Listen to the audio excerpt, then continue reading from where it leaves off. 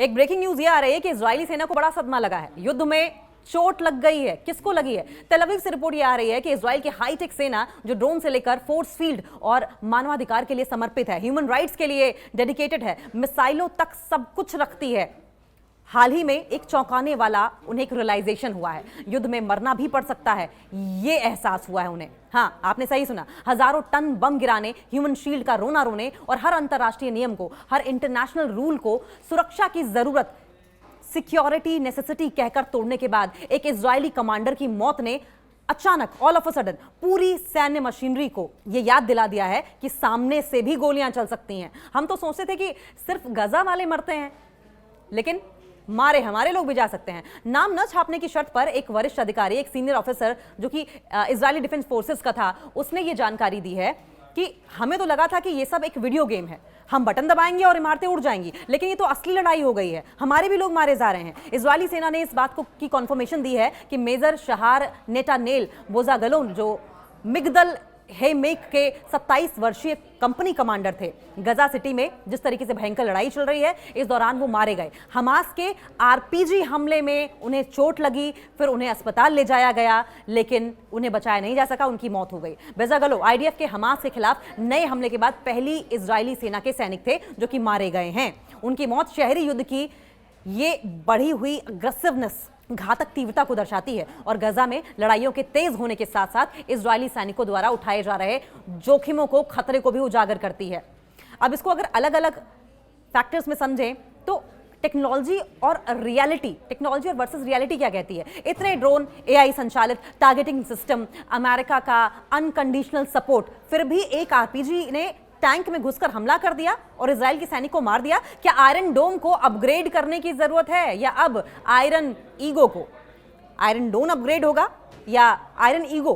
अब ये इजराइल तय करेगा। मीडिया कवरेज की डिजास्टर क्या कह रहे हैं, मीडिया कवरेज की आपदाएं क्या कह रही हैं? इजरायली मीडिया जो अब तक हर दिन गजा के मलबे के नीचे से निकलने वाले बच्चों की खबरें ह्यूमन शील्ड कहकर खारिज कर रही थी, अब ऑल ऑफ अ सडन एक सैनिक की मौत को राष्ट्रीय त्रासदी बता रही है, नेशनल डिजास्टर बता रही है। आपका एक सैनिक मारा गया और आपने इसे नेशनल डिजास्टर घोषित कर दिया। वहां गाजा में इतने लोग मारे जा रहे हैं, हर रोज बच्चे वहां पर मर रहे हैं, न जाने कितनी बीमारियां फैल रही हैं, लोगों के पास खाने को दाना नहीं है, पीने को पानी नहीं है।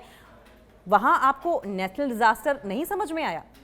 अब आपको ये भी बताएं कि वहां की एंकर ने लाइव टीवी शो पर क्या कहा। वहां पर एंकर ने लाइव टीवी शो में ये कहा कि देखिए, एक जान गई है, बाकी सब कोलेटरल डैमेज है, हमारी जान, हमारे सैनिक की जान चली गई है, लेकिन उधर वाले कोई नहीं मरा है वहां तो सिर्फ कोलेटरल डैमेज हुआ है। युद्ध का असली पार्ट क्या है, असली लेसन क्या है? अब जबकि गाजा में इजराइल का एक नया चरण, एक नया स्टेप चल रहा है, नया एपिसोड चल रहा है, इजराइल की ओर से चलाया जा रहा है गजा में, जिसमें पूरे शहर को तहस नहस करना ही स्ट्रेटेजी मालूम हो रही है।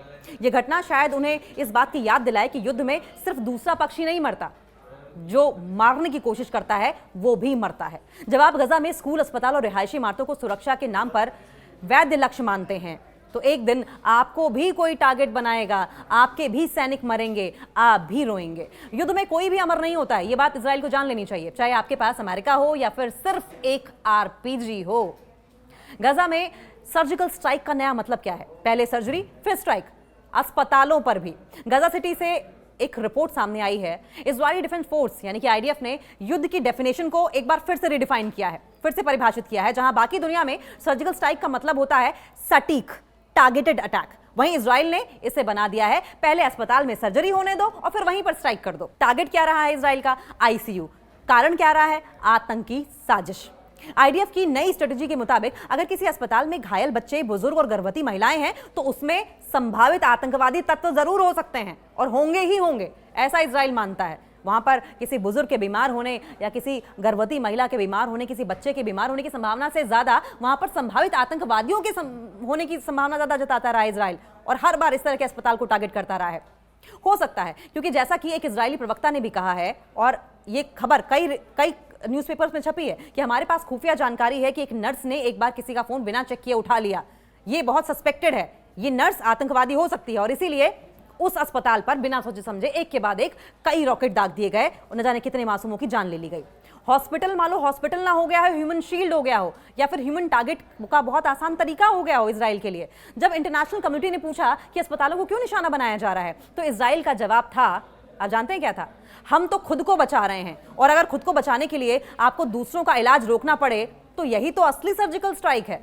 सर्जिकल स्ट्राइक भी, सर्जिकल भी और स्ट्राइक भी। अब ऑपरेशन टेबल पर ऑपरेशन नहीं, एयर स्ट्राइक होगा इजराइल की परिभाषा में। डॉक्टर्स को अलर्ट करना। अब स्टेथोस्कोप के साथ हेलमेट भी जरूरी होगा, क्योंकि डॉक्टर अगर किसी मरीज को चेक कर रहा होगा स्टेथोस्कोप के, न जाने कब बम बरस जाए, न जाने कब गोला बारूद आ जाए, ये किसी को मालूम नहीं। तो डॉक्टर को अब नेसेसिटी के तौर पर, प्रीरिक्विसाइट के तौर पर स्टेथोस्कोप तो रखना ही है, साथ साथ एक हेलमेट भी पहनना पड़ेगा, क्योंकि गाजा, इजराइल ने ये बाकी देशों के लिए नियम बनाए हैं। गजा के डॉक्टर्स को अब डबल ड्यूटी करनी पड़ रही है। ये बात इजराइल को क्यों समझ में आएगी? जख्मी बच्चों का इलाज करो और हर 5 मिनट में अस्पताल खाली करने की चेतावनी भी सुनो।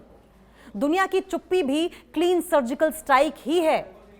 जब न्यूयॉर्क, लंदन और पेरिस में ह्यूमन राइट्स की बातें होती हैं तो गजा को सेल्फ डिफेंस के नाम पर जलता हुआ देखना शायद थेरेप्यूटिक है।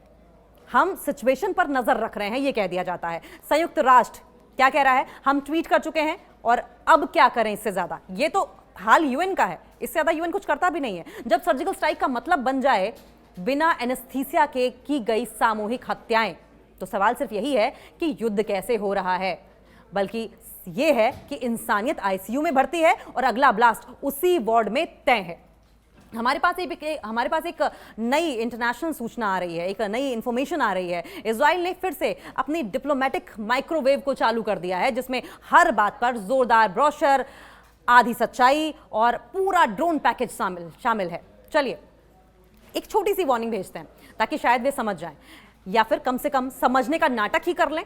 उम्मीद है कि इजराइल ना समझे तो समझने का नाटक ही करे। पहला सबक यह है कि दुनिया अब इग्नोर मूड में नहीं है, ये इजराइल को समझना चाहिए। वो समय गया जब हम ये कह रहे हैं क्योंकि हमें सुरक्षा चाहिए, ये कहकर सब्जी खरीदते थे और दुनिया भी मुस्कुराकर मान जाती थी। अब सोशल मीडिया रिपोर्ट्स और कैमरे हर जगह हैं, और हर गोली, हर डिस्ट्रक्ट हुआ घर, हर बर्बाद हुआ घर, हर रोती हुई मां, सबका रिकॉर्ड है। बताइए क्या वही सर्जिकल स्ट्राइक है जो आपको चकाचौंध कर दे? अब असरदार भी है, दुनिया पर इसका असर भी हो रहा है, इन सारे एविडेंसेस का जिसको इजराइल नकारता आया है। लेकिन क्या ये असर जो है वो सही दिशा में है या गलत दिशा में है? दूसरा लेसन क्या है? दूसरा लेसन ये है कि प्रोपेगेंडा में अब सब्सक्रिप्शन बेस्ड ग्राहक नहीं मिल रहे हैं इजराइल को। अब इजराइल की हिमायत करने वाले, उसके खरीदे हुए नुमाइंदे नहीं मिल रहे हैं। कभी लगता था कि भाषण देकर, प्रेस रिलीज छोड़कर और कुछ लीगल जिगर दिखाकर बात कट हो जाएगी, बात पर पर्दा डाल देंगे, लेकिन अब ऐसा नहीं हो रहा है। अब दुनिया इजराइल से सवाल पूछ रही है। तेल अवीव में नेतन्याहू से सवाल पूछे जा रहे हैं। अब लोग खुद देख रहे हैं, पूछ रहे हैं और नुस्खा मांगे बिना कार्रवाई करने वालों को ब्लॉक कर देते हैं, जैसे आप किसी एप्लीकेशन को अनइंस्टॉल कर देते हो। तीसरा लेसन यह है कि सुरक्षा के नाम पर सब कुछ जायज नहीं है। यदि हर विरोध को सुरक्षा खतरा कहकर दबा दिया जाए तो बची खुची जो वैश्विक सहानुभूति है वो भी चली जाएगी, और सहानुभूति नहीं होगी तो किसका साथ रहेगा? कुछ नक्शों पर मित्र दिखेंगे, कुछ जगह खाली कोनों पर अकेलापन भी दिखेगा। चौथा लेसन ये है इजराइल के लिए कि शक्ति दिखाना और बुद्धि दिखाना दो अलग अलग चीजें हैं। टैंक और ड्रोन दिखाकर आप जमीन जीत सकते हैं, पर दिल और सम्मान नहीं जीत पाएंगे। किसी भी राष्ट्रीय नीति का, किसी भी नेशनल पॉलिसी का सबसे बड़ा संसाधन उसका वैधानिक और नैतिक आधार है, जिसे खो दिया जाए तो सुरक्षा, सिक्योरिटी लंबी नहीं रह जाती, कुछ दिन की मेहमान होती है, बस शोर से ज्यादा कुछ नहीं होती। पांचवा लेसन क्या है?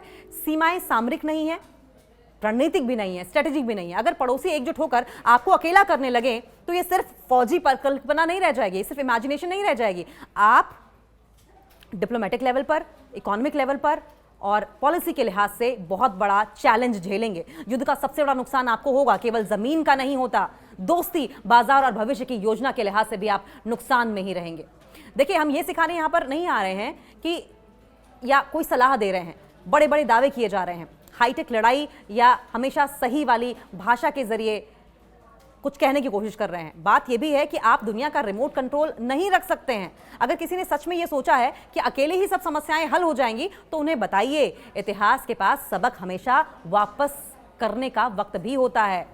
इज़हारे ना आशा बिल्कुल नहीं, पर एक बात साफ है, जो देश अपनी नीतियों से नफरत, अलगाव और अस्थिरता पैदा करेगा, इंस्टेबिलिटी पैदा करेगा, उन्हें बिल्कुल भी आश्चर्य नहीं होना चाहिए। उन्हें आश्चर्य नहीं होना चाहिए जब दुनिया जवाबी कूटनीति, दबाव और आलोचना से, क्रिटिसिज्म से जवाब दे।